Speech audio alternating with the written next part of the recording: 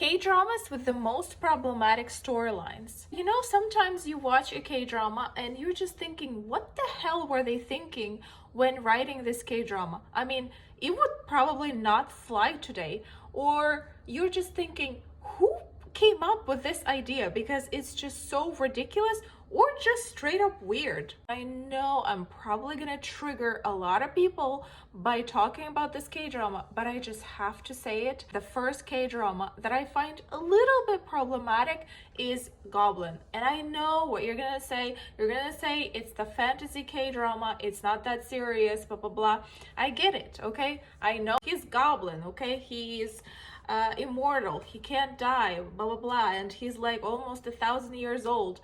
But that's not the part that bothers me, okay? If the woman was like 25 or 28 or whatever, it would be okay. But the woman just barely turned 18 or 19. It's like pairing a 40-year-old man with an 18-year-old girl. I just find the whole storyline so problematic and just so weird. The fact that it's fantasy and it was created in 2016, it saves this K-drama a little. I'm not saying that this K-drama is terrible.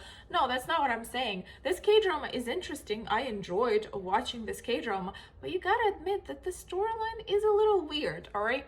But I think the best thing about this K-drama was the bromance, and I will never get tired of saying that. The second K-drama is When the Phone Rings. And I know that some of you probably will disagree with me, because what's so weird about this K-drama? She calls from a kidnapper's phone and she pretends to be a kidnapper in order to get divorced from her husband.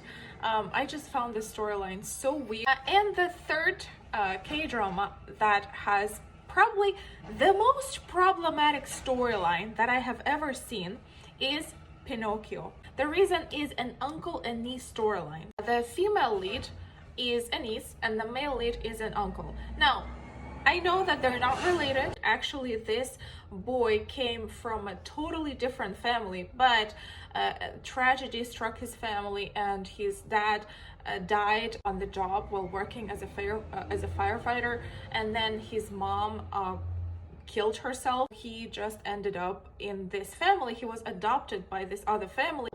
Who came up with this idea? Who came up with an uncle and niece storyline? Like, you couldn't have made them like neighbors, okay? You couldn't have made another family living close by this family, and they could still, you know,